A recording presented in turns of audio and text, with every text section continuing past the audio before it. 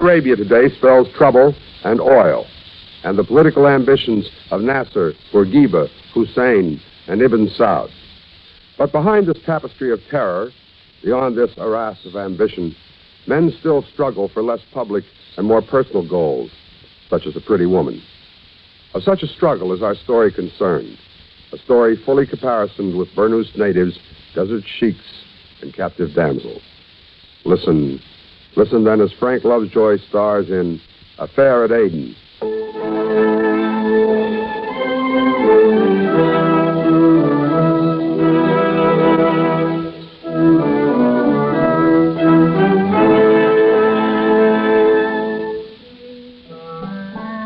I lay flat on the ridge back of the rocks and watched the Arab guards a quarter mile down the slope below me as they lounged in front of the gate to Fahad's tribal fort. Before dark, I had to be past those guards and inside that gate. I had to find Beth Tashara.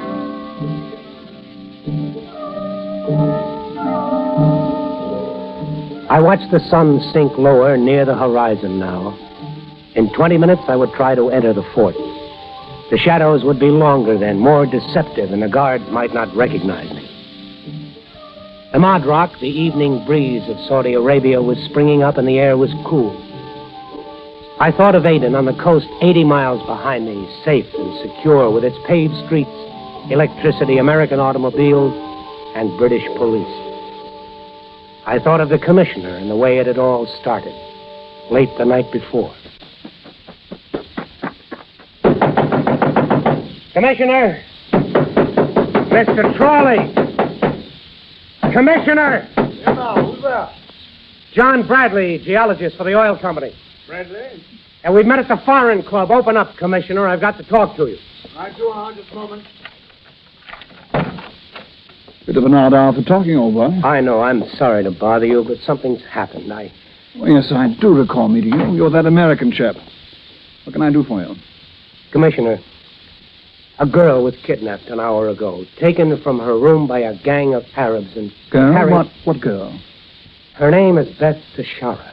Oh, an Arab girl. Yes, you probably wouldn't know her. She was graduated from the American University in Beirut 3 months ago and came here to work for the oil company.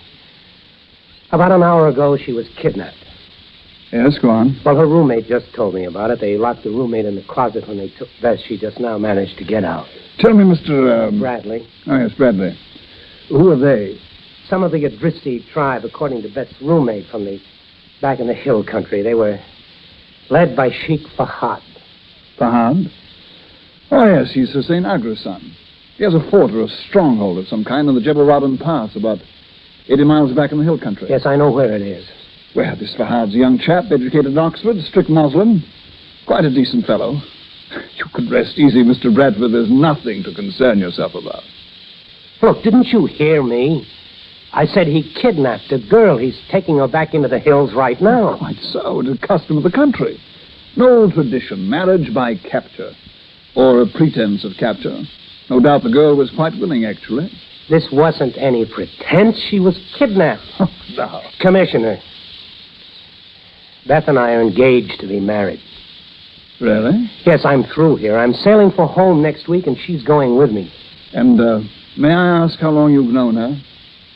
Well, 2 months. But exactly. And as a man of the world, may I point out that young ladies are often prone to change their minds in matters of affection? So I hardly think that... Look, do I understand that you're not going to do anything about this?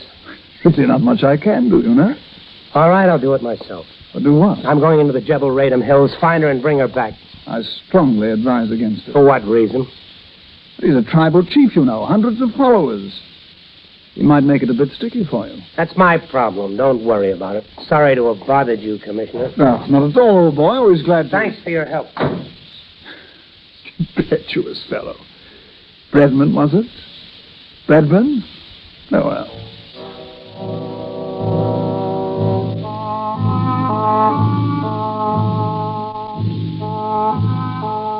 The shadows from the dying sun were growing longer now. Dusk was creeping in over the desert, but the hilltops still caught the last flat rays of light. My horse, tied back of the ridge, stamped impatiently. The guards were moving about restlessly, their rifles slung on their backs. I pulled the burnous closer about me, finding it awkward and uncomfortable, not being used to native dress. But more uncomfortable were my thoughts. For I realized for the first time since I left Aden that I might be making a complete fool of myself. The commissioner might be right.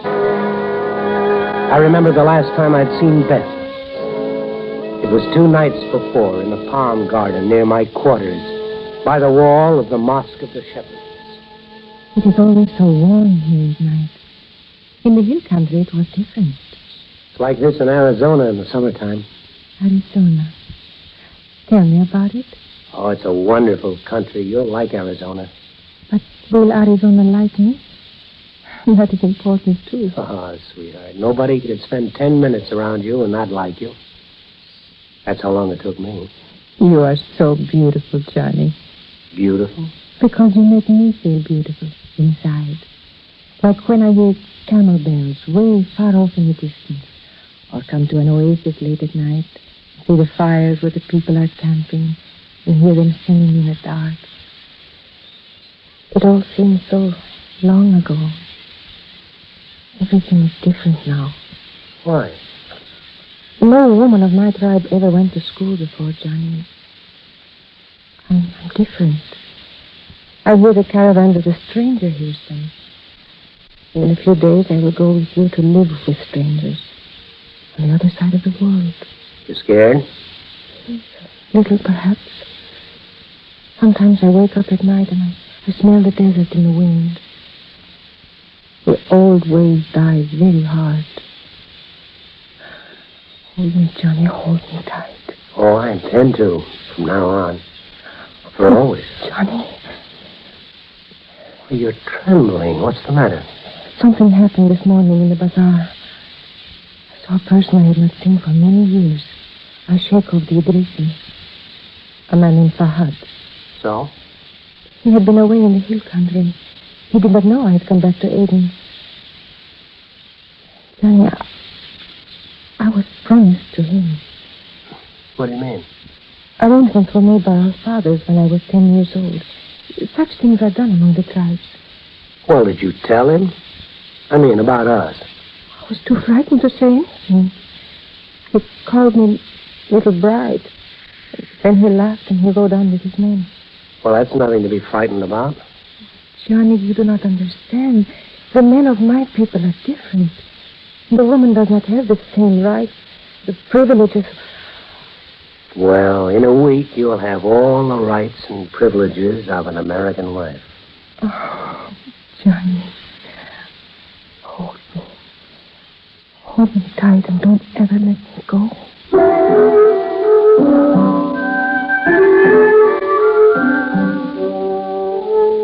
The sun was below the horizon now. The hills lay in shadow. 10 more minutes, it would be dark. Fool or not, win or lose, the chips were down. It was time to go.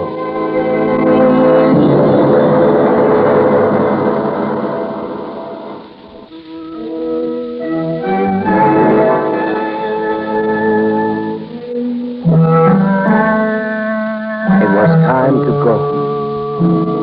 I mounted my horse, pulled my headcloth up to hide my face, reached inside my robe and took out the roll of parchment scroll with its long crimson streamers of silk, the mark of the desert Kuri. My whole plan depended upon getting into the fort without being stopped outside by the guards. After that, I'd take my chances.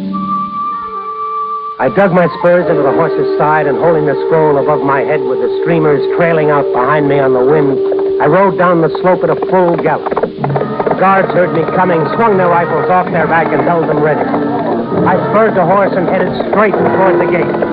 Miss now! Up to him! Then, at the last moment, 2 of the guards swung the gate open, and I rode into the courtyard. The guards followed me in, closed the gate behind me.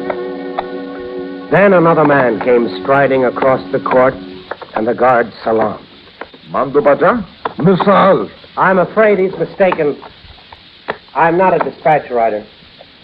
An Englishman? No, an American. Bradley is the name. Bradley? Ah, yes. I want to see Beth Tashara. Indeed. So simple, huh? Exactly as though you were at home in your own country, where everything is nice and safe. You are a fool, Mr. Bradley. So I've been told. I am the Sheikh Fahad. This is my district, the country of the Idrisi. My word here is law. The only law there is. Do you understand? Well, not quite the only law. You're a Muslim. The Koran is your law. I rode in here of my own free will. Your men didn't bring me in as a prisoner. I claim the right of hospitality to strangers, as commanded in the Koran. Uh-huh. Very clever, Mr. Bradley. But I doubt you will gain anything by your sophistry. You must know also that the Koran puts a time limit on such hospitality. Yes, I know. 3 days, after which a guest may be treated according to the host's pleasure. And I may as well inform you that I have some rather unusual ideas of pleasure. Meanwhile, welcome, Mr. Bradley.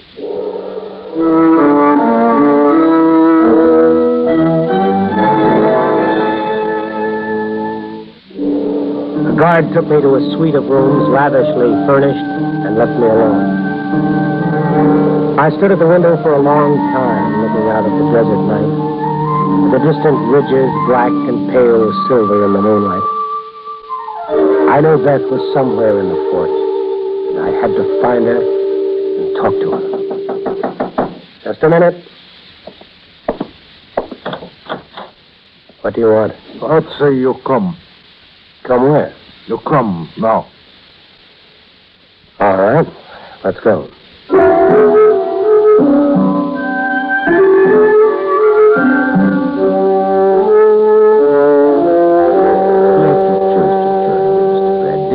Oh, did I have a choice? Well, naturally. Dinner is never a compulsory affair for a guest. Of course, I could have arranged something more elaborate if I had known you were coming. If you'd known I was coming, I wouldn't be sitting here now. That is quite possible. Although the more I consider it, the more the situation intrigues me. Now, look, you know as well as I do that... Relax. You Americans are so headstrong. The British I can understand. But I confess I find you chaps a bit unpredictable. Even irrational, you might say. Amusing, however. Oh, yes, we're real clowns. Of course, it is possible you may not be a typical specimen. Every country has its fair share of rash fools. But somehow here comes our other guest. There. I imagine this may be a bit of a surprise to her. Good evening, my dear. Won't you join us? I have already told you. You all right, Beth? Yes, You should never come here. I shouldn't. You're not being very hospitable, my dear. And Mr. Bradley has, I might say, demanded my hospitality by taking advantage of a passage of the Koran which was written, I'm inclined to suspect, in one of the Prophet's less inspired moments. Fahad. However, inshallah, so be it. For the traditional 3 days. Afterwards, well, that will depend on my disposition at the moment. Tell him about our plans, my dear. What plans, Beth? What is he talking about? You will have to forgive her. The natural modesty of a young girl in love. Beth and I are being married tomorrow. A lovely addition to my household, don't you think so, Mr. Bradley? Johnny, I find her completely fascinating. Of course, I will have to compromise a bit with tradition, I imagine. Beth would hardly be satisfied with all the old ways. But since she, too, is willing to compromise... Well, my dear? Is it true, Beth? Well, are you going to marry him? Are you? Yes.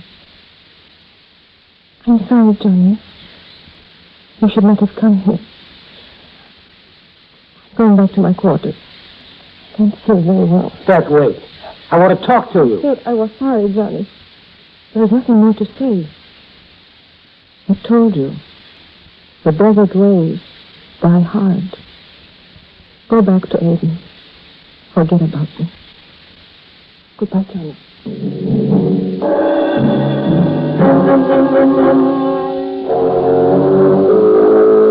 I paced the floor of my quarters, cursing myself for being fool enough to come. It was after midnight by now. The fort was dark and silent. I'd gotten in safely. Now, to get out. I moved quietly to the door and listened. There was no sound outside. I turned the handle slowly. The door opened, and there in the corridor stood a veiled woman. You are very foolish, Mr. Bradley. Everybody is telling me that. Should I know you? No, I am Tara Dalisi, wife of Fahad. Wife? Yes, at present his only wife. And I would prefer it to remain so. Sorry, I'm out of it. Better go talk to Beth DeShara. Why? I've got nothing to do with it now. If that's what she wants, it's her business. What she wants. Did Fahad ask what she wanted? What do you mean? Or is it so different in your country, Mr. Bradley? Can any woman be sure what she wants unless some man tells her and then proves it? So? If I help you escape from here tonight, will you take Beth DeShara with you and keep her with you? It might not be so easy. She may not want to go. What she wants. What do you want, Mr. Bradley? All right. You've got a deal.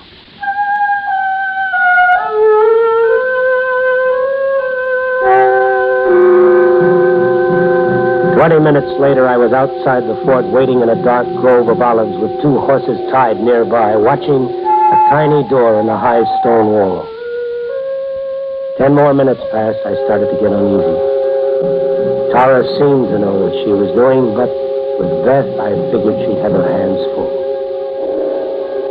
Then the door opened. 2 figures in white stood for a moment in the dark entrance. And one of them hurried toward me. The door closed. I stepped from behind the tree. Beth. Johnny. Over here. Hurry. There's really no need to hurry, Mr. Bradley. None of us is going anywhere. Tara really shouldn't have encouraged you to wander around in the night air this way, my dear. Your hands, Mr. Bradley. Put them up, please. I can't argue with a gun. Mm-hmm. Very wise of you. Especially since you've seen fit to forsake my hospitality. You see, I'm no longer obliged to treat you as a guest. What are you going to do, Fahad? What would you do, Mr. Bradley, with a man who took advantage of your generous nature and attempted to plunder you of your most prized possession? Who pretended... Oh, stop, what are you doing? Just this. All right, go ahead and shoot if you want to kill Beth. Oh, a sample of American chivalry? No, common sense. For added precaution, I'm holding my own gun in her back. Don't come any closer. It's not mine, Fahad. It was crazy enough to do it. I'll admit I'm at somewhat of a loss, Mr. Bradley. What are you going to do? I'm leaving here on those horses. I'm taking Beth with me. You try to stop us, I'll kill her. And gain what? Nothing, but I won't lose anything either. You've never intended to let me leave here alive. At least I'll take her with me one way or another. You must be insane. Also practical. Because you'll never convince her people that you didn't kill her. I know what a blood feud means in this desert, so do you.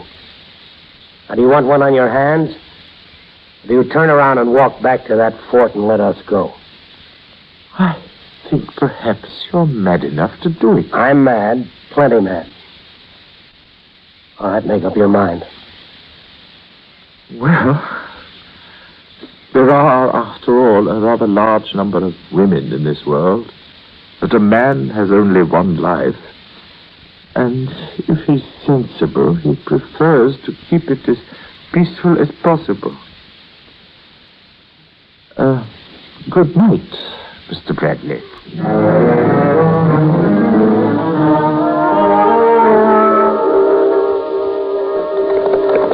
Miles away, certain finally that we weren't being followed, we pulled the horses to a stop. Want to rest a few minutes? Yes. There you go. I'll give you a hand down. Thank you. I'm not used to this. There was a time when I could ride all day. Oh? I thought you said the old ways of the desert stayed with a person. They died hard. Johnny, I only said that because... Look, I didn't ask you if you wanted to go back to Aden. Nevertheless, I'm taking you there. After that, you're on your own. Oh, Johnny, you are such a fool. Well, you too, I only said what I did tonight because of you. If I had not agreed to marry him, Fahad would have had you strangled before morning. Because of me? I love you, Johnny. So much so that I would rather you had shot me back there when you threatened to, than to leave me with him. Come here, darling. Johnny. You know something, honey? I couldn't have shot you. I didn't have a gun.